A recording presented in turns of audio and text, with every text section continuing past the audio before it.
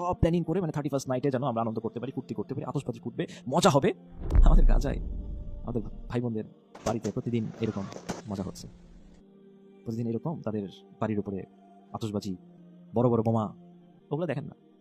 পাটকা ফুটানো যদি খুব মজা লাগে, ওগুলো দেখেন কিভাবে বোম পড়ে বাড়িঘর ধ্বংস হয়ে যায়, দেখেন মজা নেন। আর আমরা 31st নিয়ে পড়ে আছি। আমাদের সেন্সটা কোথায় গিয়েছে? মানে একটু বোঝার চেষ্টা করেন যে আপনি যে সংস্কৃতি ফলো করছেন ওইটার হিস্ট্রি তো জানেন। 31st নিয়ে দুইটা মতবাদ আছে, আমি অনলাইনে ঘাটাঘাটি করতে গিয়ে দুইটা মতবাদ জানতে পেরেছিলাম।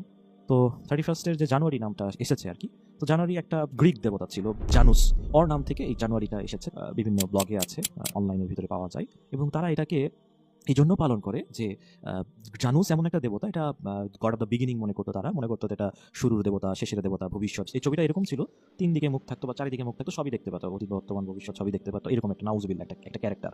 তো এই জন্য যে জানুসের পূজা করা, যে বছর শেষ নতুন বছর আসবে, একটু পূজা মানে এরকম তার মানে ভালো যেন যায় ওই বছর, এই জন্য তারা একটু সেলিব্রেশন করতো, এই একটা মতবাদ। দ্বিতীয়ত যে মতবাদটা, এটা 1700 না 1800 সালের দিকে এরকম কিছু খ্রিস্টানদের এরকম ধারণা, কিছু কিছু কিছু খ্রিস্টানদের এটা মনে করে যে ঈসা আলাইহিস সালাম তার জন্মের 7 দিন পরে বা 8 দিন পরে এরকম খতনা হয়েছিল আর কি, এবং ওইটার জন্য তারা হয়তো ওই সময় কোনো সেলিব্রেশন করে, এটা তাদের ধারণা।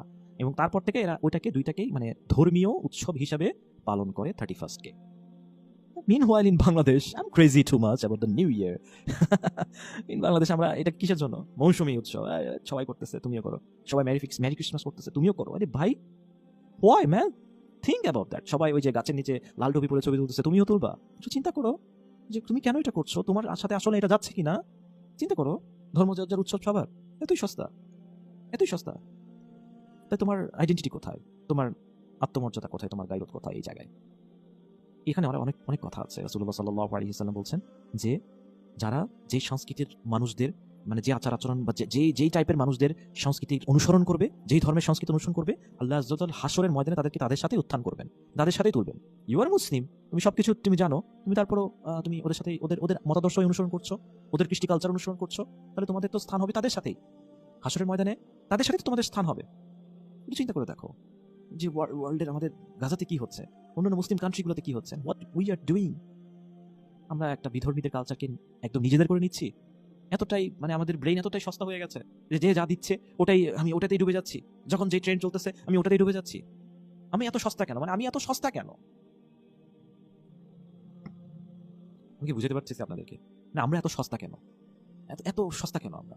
যখন যা পাচ্ছি সেটার ভিতরে লাফালাফি করছি, যখন যেটা শুনতেছি সেটা নিয়ে একদম বলাবলি শুরু করে দিচ্ছি। ওই ম্যান, ট্রেন্ড, ভাইব, ওই এগুলো আমাদেরকে দেখতে হবে যে এগুলো আসলে কি আমাদের জন্য কিনা।